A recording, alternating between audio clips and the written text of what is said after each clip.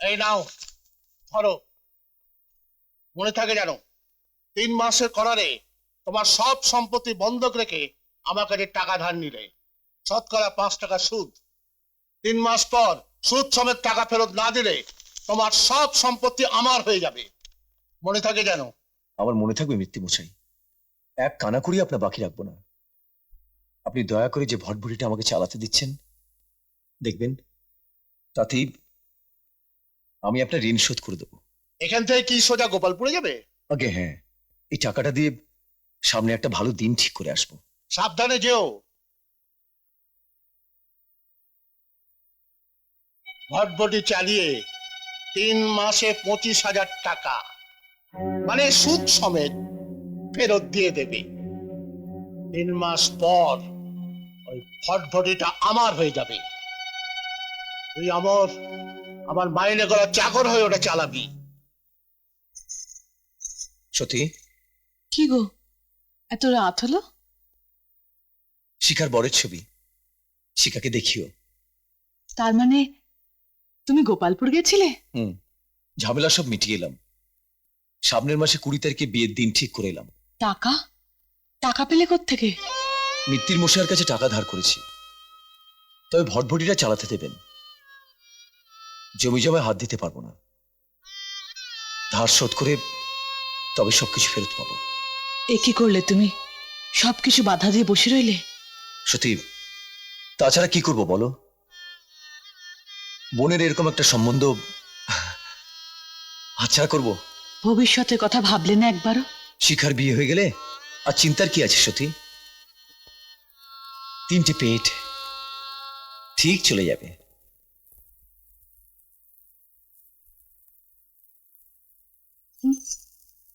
আর কি, কদিন পরে তো শ্বশুর বাড়ি চলে যাবি। যাকে বিয়ে করবি তাকে একবার দেখবি না? আমার দেখার কি দরকার? দাদা তো দেখেছে। কিন্তু বিয়ে তো তোর সঙ্গে হবে। শেষে বিয়ের পর বলবি দাদা বৌদি একটা বিচ্ছিরি ছেলের সঙ্গে আমার বিয়ে দিয়ে দিয়েছে। মোটেই বলবো না। না বলিস তো ভালোই, তবু আমরা আমাদের কর্তব্য করে রাখি। শুভ দৃষ্টির আগে মানুষটা ছবি দেখি মনটা ভরে নে। কি রে, পছন্দ হয়েছে? জানি না।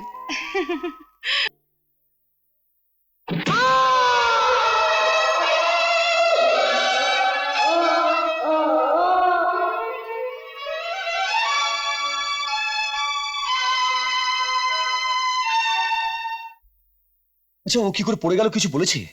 সবে তো জ্ঞান ফিরেছে, এখনো কি সব জানতে চাওয়া যায়? অনেক রাত হয়ে গেছে বুঝি? না না, এই তো সবে 8টা বাজে। তাহলে ঘরটা অন্ধকার করে রেখেছো কেন? অন্ধকার কেন হবে?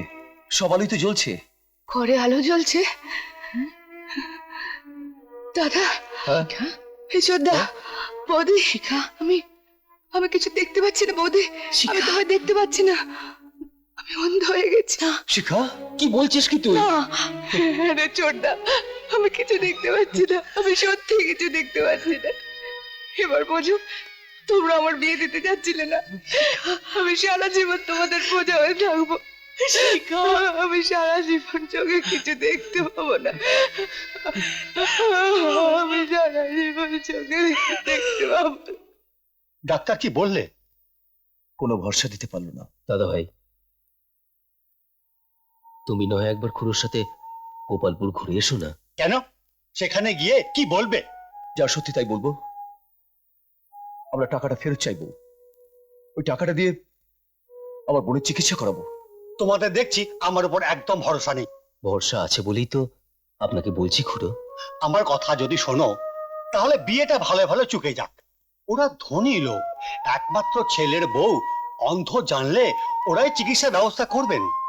কিন্তু ওদের তো আগে থেকেই জানানো দরকার খুড়ো। আজই জানাবার কি দরকার? যদি মেয়েটার দৃষ্টিশক্তি ফিরে আসে। সেই আশীর্বাদ করো খুড়ো। শিখার দৃষ্টি ফিরে আসলে দাদার মাথা হেঁট হবে না, কিন্তু দাদা নিজের কর্তব্য তো করুক। খুড়ো, ওদের জানিয়ে দেওয়া খুব দরকার খুড়ো। বেশ, আমি না হয় বরযাত্রীদের আনতে যাব। আসার সময় পাত্রের বাবাকে আসল ঘটনাটা বলবো। যদি ওরা রাজি না হন তাহলে ফিরে আসবো। তাই করো, কিন্তু তুমি কোনো কিছু গোপন করো না খুড়ো। আরে বাবা, আমি কোনো কথা গোপন করব না। বলি ঘটকালি করে আমাকে তো পেটটা চালাতে হয় নাকি? ঠিক আছে খুড়ো, ঠিক আছে। চলি। হ্যাঁ। অসিত, এই সময়টা যদি তোর মেজদা পাশে থাকতো তাহলে আমাদের একটু মনে বল বাড়তো রে।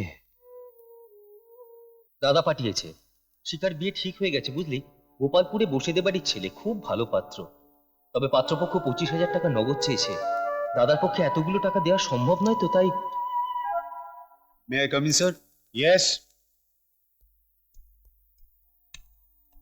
ফাইলগুলো দেখেছেন স্যার?